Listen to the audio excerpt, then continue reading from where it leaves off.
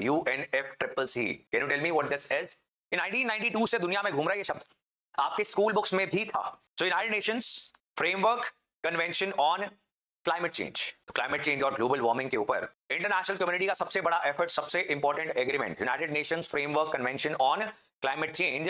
इस कन्वेंशन को जितनी भी कंट्रीज ने साइन किया है, those are the parties to this convention. और जब ये हर साल मिलते हैं, उस मीटिंग को हम बुलाते हैं conference of parties. This year it is going to happen in Belem, Brazil. ये याद रखने की जरूरत है फॉर द रीसेंट एग्जाम्स जो आगे आप देंगे। Now Trump looms over COP, कि ये जो सीओपी होने वाली है इसके अपने बहुत सारे चैलेंजेस हैं। सो क्या होता है जब सीओपी होने वाली होती है, उसके बहुत समय पहले बहुत सारे आर्टिकल्स आने स्टार्ट हो जाते हैं। हम एक पढ़ लेंगे। आज क्यों पढ़ रहे हैं? बिकॉज आज हमारे पास बहुत ज्यादा आर्टिकल्स हैं नहीं पढ़ने वाले। So you know something is better.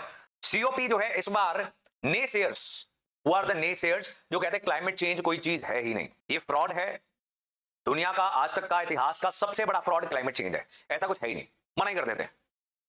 And Donald Trump, free world का सबसे पावरफुल लीडर, अमेरिका का प्रेसिडेंट, वो खुद ही नेसेयर है। अमेरिका जो रीसेंट एग्रीमेंट हुआ था, पेरिस एग्रीमेंट, जिसमें सारी कमिटमेंट्स लिखी गई थी बाय डिफरेंट कंट्रीज की कौन कितना एफर्ट डालेगा, उसे दूसरी बार, पहले भी जब प्रेसिडेंट बना था तब भी उस एग्रीमेंट से अमेरिका को विड्रॉ कर लिया गया था, अब दूसरी बार भी विड्रॉ कर लिया।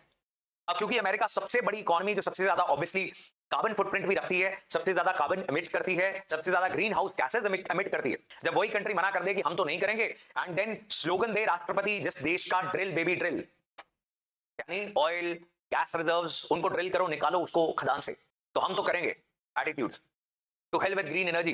बात यह है कि आज सोलर, विंड, ये सब जो alternative sources of, clean sources of, renewable sources of energy हैं, वो आज बहुत सस्ते हो गए हैं, बिकॉज बहुत स्केल पर ये प्रोड्यूस की जा रही है। तो एनीवे ऑयल जो है उसको कंपटीशन का सामना करना पड़ रहा है। आज अगर आप उस इकोनॉमी में इन्वेस्ट दोबारा से करते भी हो तो बहुत ज्यादा सालों के लिए आपको उसका मुनाफा नहीं होने वाला। It will be a foolish decision. But as of now, आज जब ऑलरेडी ग्लोबल वार्मिंग और क्लाइमेट चेंज के इंपैक्ट्स हम देख रहे हैं और अमेरिका इस तरीके की एक एटीट्यूड रखता है, तो यूरोप ने भी अपनी कमिटमेंट्स कम कर दी हैं। वो भी शायद बहुत सारी कंट्रीज सीरियसली क्लाइमेट चेंज के ऊपर जो एफर्ट्स करने थे नहीं करेंगे। एंड पर कैपिटा अगर कार्बन एमिशंस अगर आप देखो तो इन कंट्रीज की सबसे ज्यादा हाई है, right? So that is what this discussion is. अब बात आ जाती है ग्लोबल साउथ के ऊपर, BRICS countries for example, and Brazil में हो रहा है।